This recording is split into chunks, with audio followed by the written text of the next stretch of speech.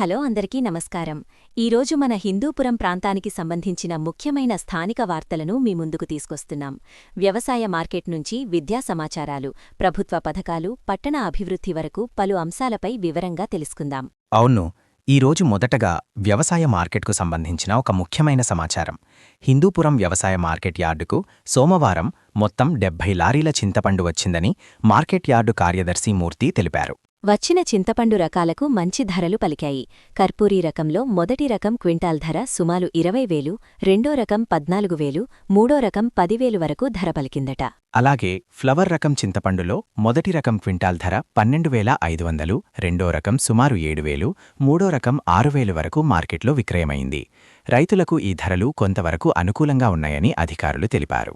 ఇప్పుడు విద్యార్థులకు సంబంధించిన ఒక ముఖ్యమైన సమాచారం. ఓపెన్ 10th పరీక్షలు రాసే విద్యార్థులకు హాల్ టికెట్లు విడుదలయ్యాయి. జిల్లా వ్యాప్తంగా సార్వత్రిక విద్యాపీఠం ద్వారా నిర్వహించే ఓపెన్ 10వ తరగతి పరీక్షలకు మంగళవారం నుంచి హాల్ టికెట్లు డౌన్లోడ్ చేసుకోవచ్చని విద్యాశాఖ అధికారులు తెలిపారు. హాల్ టికెట్ పొందడానికి ఒక సులభమైన విధానం కూడా ఉంది.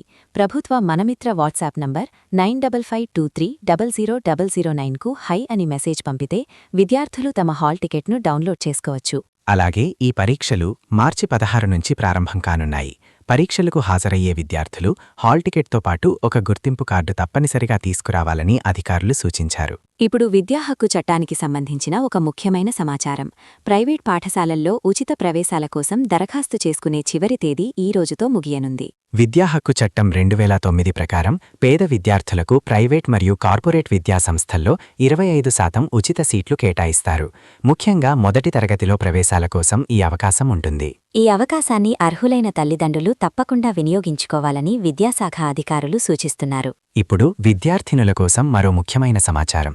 కస్తూర్బా గాంధీ బాలికా విద్యాలయాలు కేజీబీవీలో 6వ తరగతి మరియు ఇంటర్ మొదటి సంవత్సరంలో ప్రవేశాల కోసం దరఖాస్తులు స్వీకరిస్తున్నారు. ఈ దరఖాస్తులు మార్చి 12 నుంచి ఏప్రిల్ 1 వరకు ఆన్లైన్లో చేయవచ్చు. జిల్లాలో మొత్తం 32 కేజీబీవీ పాఠశాలలు ఉన్నాయి. ప్రతి పాఠశాలలో 6వ తరగతికి 40 సీట్లు, అలాగే ఇంటర్ మొదటి సంవత్సరానికి 40 సీట్లు అందుబాటులో ఉంటాయి.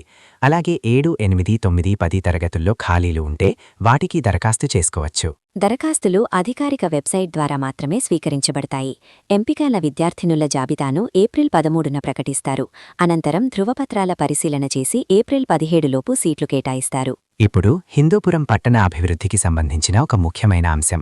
పట్టణంలో రోడ్డు విస్తరణపై ప్రజాభిప్రాయ సేకరణ నిర్వహించారు. తెలుగుతల్లి విగ్రహం నుంచి ముద్దిరెడ్డిపల్లి, సింగిరెడ్డిపల్లి మీదుగా జాతీయ రహదారిని కలిపే రహదారిని 80 అడుగుల వెడల్పుతో విస్తరించే ప్రణాళికపై మున్సిపల్ అధికారులు ప్రజలతో సమావేశం నిర్వహించారు. కొంతమంది స్థానిక ప్రజలు మాత్రం 80 అడుగుల రహదారి విస్తరణ వల్ల చాలా ఇళ్లు కోల్పోయే ప్రమాదముందని అభిప్రాయం వ్యక్తం చేశారు.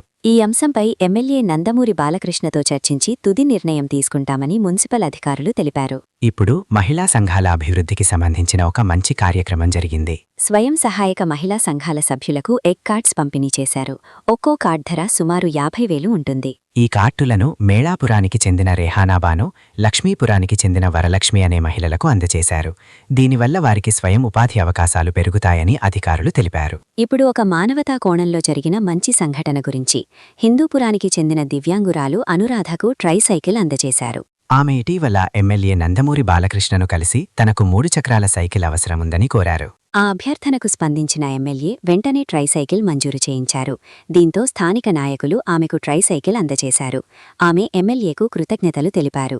ఇప్పుడు ఒక ప్రత్యేకమైన అవగాహన కార్యక్రమం గురించి.